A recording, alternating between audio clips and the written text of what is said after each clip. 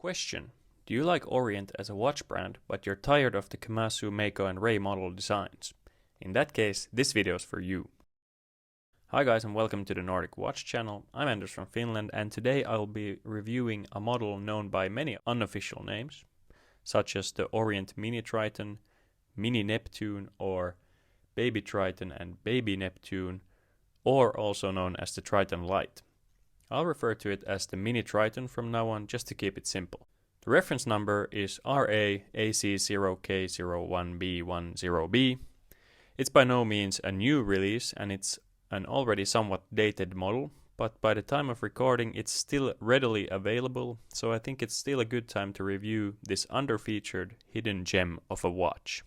In this video you will get my normal review package, which consists firstly of a detailed review, then a side-by-side size comparison with other watch models, and lastly a strap alternative section where I show you how the watch goes with different straps.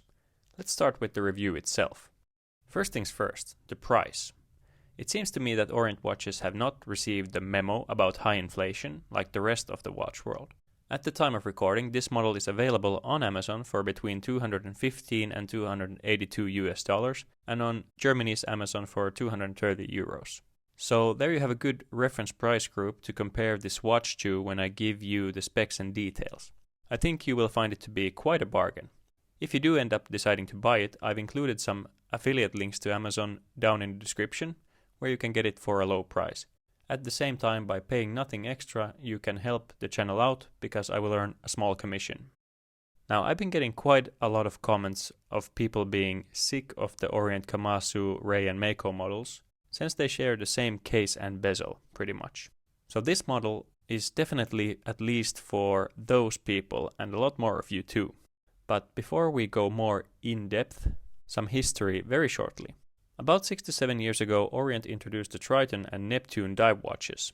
Very similar looking to this, a bit more robust, ISO certified models with a power reserve indicator on the dial. Quite successful models for Orient, which they still decided to discontinue. After that, they removed the power reserve indicator and launched this slimmer Mini Triton model at around $415. This model is available in a couple of different color variations. Now I have the all black version. There's also a forest green version, a kind of bronze colored case version, and a Pepsi colored version. In addition to liking this all black model, I think that the green version looks really nice and the color is quite similar to the green Seiko Sumo I reviewed some time ago. Style and shape wise, this Orient is somewhat reminiscent of the Seiko SKX. A very strictly professional looking diver with that kind of sterile dial and a 4 o'clock crown, just like the SKX. One big difference is the size though. This Orient is substantially larger than the SKX and thus also larger than the familiar Kamasu, RA and Mako models. The diameter is 43.4 mm and the lug to lug is quite hefty 51 mm, while the thickness is still a reasonable 13. The lugs are a very usual 22 mm wide. So if you're familiar with the Orient models I've reviewed before, it's larger than a Kamasu but clearly smaller than an Orient M-Force. In fact, the closest comparable watches I've owned in this size are the Seiko 5 SNZF17, also known as the Sea Urchin, and also the Seiko Sumo, but I'd say still that the Sumo is a bit larger than this. With 4 links removed from the stock bracelet in order to fit my 6.5-inch wrist, the watch weighs in at 156 grams. With all the removed links included, the weight is 176 grams. As mentioned, many things are shared with the Kamasu and Mako models, but luckily not everything. The case has both brushed and polished finishes. The top side, including the top of the lugs, is brushed vertically, while the sides of the case are polished. The space between these two surfaces is slightly beveled, nicely separating the different finishes. The gripping surface on the bezel is finished with a circular brushing on top, which is something I don't recall seeing that often. While the top part of the gripping surface is brushed, the bottom part is actually polished. Some really nice attention to detail here. Unlike the Kamasu or Mako case, I really like the crown guards on this model. The crown sits properly protected but still easily accessible. The Orient branded crown is positioned at the 4 o'clock position and has very good knurling to help with the grip. This is one of the most easy to operate crowns I've ever experienced, in fact. The watch has a 120 click unidirectional dive time bezel in a coin edge style. This model has a more universal style of notches without the varying notches of the Kamasu and RA bezel. The gripping surface is borderline sharp, which makes it extremely easy to grip. It's sharp enough to be easy to grip, but it's not too sharp so that it would catch threads on clothing or anything like that. The bezel action itself is alright, but it's a little bit spongy for my taste, if you know what I mean. It still works without a problem, and this is just a matter of personal preference. I should note that unlike the Orient Triton and Neptune models that came before this one, this model is not an ISO certified diver, but it still has a 200 meters of water resistance. A screw-down steel caseback is protecting the F6722 in-house automatic movement, which is a premium movement by Orient. It has 22 joules, 40 hours of power reserve, as well as hacking and hand winding. It beats at a familiar 21,600 beats per hour, so 6 ticks per second, and it has a date function. This is the same movement as on the Orient Kamasu, but without a day function. The stated accuracy of this movement is between -15 to +25 seconds a day. The rotor winds in both directions, which is something I prefer in automatic movements. It makes the movement more quiet on the wrist, basically. And it also, of course, makes it more efficient. The caseback has the same double dolphin engraving as on the Kamasu, Mako and RA models. It's an attempt at a nice touch, but I personally find it a little bit underwhelming with that kind of shallow etching. The bracelet is a 22mm oyster style fake 3-link bracelet with 4 micro adjustments. Now I say fake because the links are made in a way that makes it look like one link is 3 links, even though it's only one link. The links are brushed apart from the polished sides of the links. A very similar, if not identical clasp to the Orient Mako and Kamasu bracelets. The links are solid, while the female end links are hollow, as we've grown accustomed to with these entry-level Orients. The links are held together by pins, making the sizing a superbly easy process. The Orient branded clasp is a typical pressed clasp with a double push button and safety buckle. I really like that the clasp has 4 positions for micro adjustments, ensuring that you can get the perfect fit. I think all clasps should have something similar to that. All in all, very basic stuff, but it does the job and it's quite comfortable. It doesn't have the worst kind of rattle either, but it's not the most quiet one. Nonetheless, it doesn't rip off any arm hair, so it's decent overall. And it does look good also. I would however like to see it taper a little bit more, as a bracelet with this little tapering does look kind of bulky at times. So many of these Orients have the same bracelet and the same clasp. I know it makes sense money-wise and it helps keep the prices down, but then it's kind of boring to always have the same bracelet, which I'm not particularly a fan of. But if you don't like the bracelet, the watch goes very well with different straps too, as you'll still see later in the video, when I show you the watch on different straps. Moving on to the dial, which then again, this is one of my favorite dials I've seen from Orient divers so far. I really like the traditional dive style look. They should really use this design in a smaller model. Something around a 40mm case would really tempt me into buying it. They clearly wanted to keep a clean and sterile dial on this watch. I like that there is not too much cluttering on the dial, and I also like the lack of a day window and that the date window is located at the 4 o'clock position, nicely mimicking an hour index. It's there when you need it, but it's also kind of hidden so that it doesn't clutter up the dial. If you compare this to the Kamasu or Mako models, which have both the day and date at the 3 o'clock position. There's a basic minute track around the outer periphery of the dial. The indices are properly applied indices and they're quite large. This makes the dial very legible without a doubt. There are, however, some minor quality control issues, as you can see, for example, with this misaligned lume here on the 6 o'clock index. But things like this can be seen on most watches of this price category.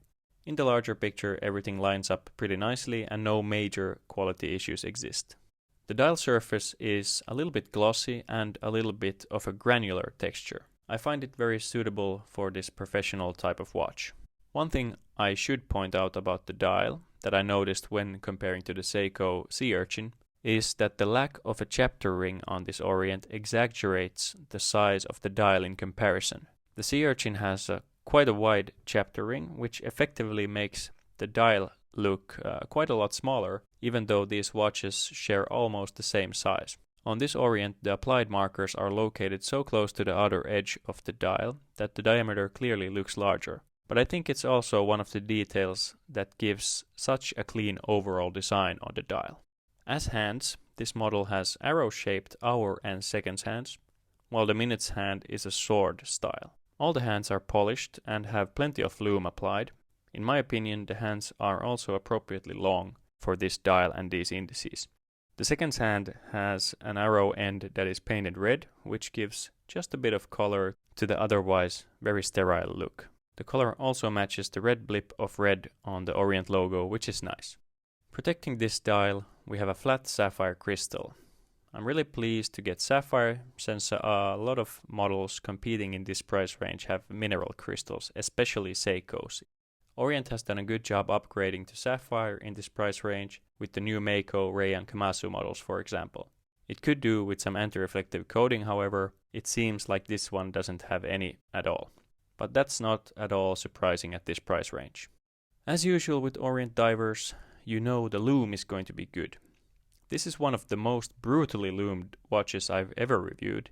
It's a really stunning amount of lume on those indices and hands, and I'm sure it stays legible throughout the night. You can always trust Orient to lume their dive watches properly, and this one definitely goes the extra mile. Now let's get down to the size and wearability of this watch. As usual, I have some comparisons here to give you some perspective. Lately, I've reviewed divers on both sides of 40mm in diameter, and this is going to be on the larger side. But I'd say it's still a medium plus or a large minus type of watch in my opinion. It's not quite large enough to count as an exclusively large watch. Here you can see how it compares to some larger, smaller and similarly sized watches. Like I already mentioned, my wrist is around 6.5 inches in circumference, or that translates to around 16 to 17 centimeters. I hope this size comparison helps you with your purchasing decisions. I know it's always useful to get some perspective. For a 6.5 inch wrist like mine, the size is a bit on the larger side, but still within the doable range.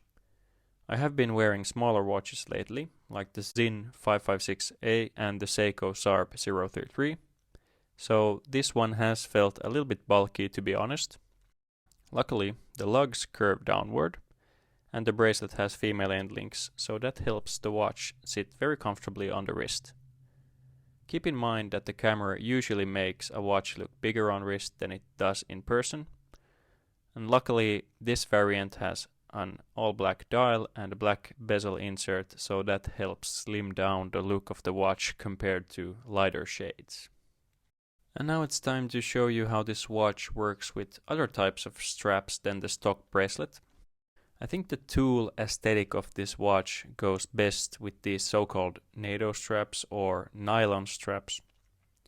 There's just something about the ruggedness of this watch that matches the straps so well.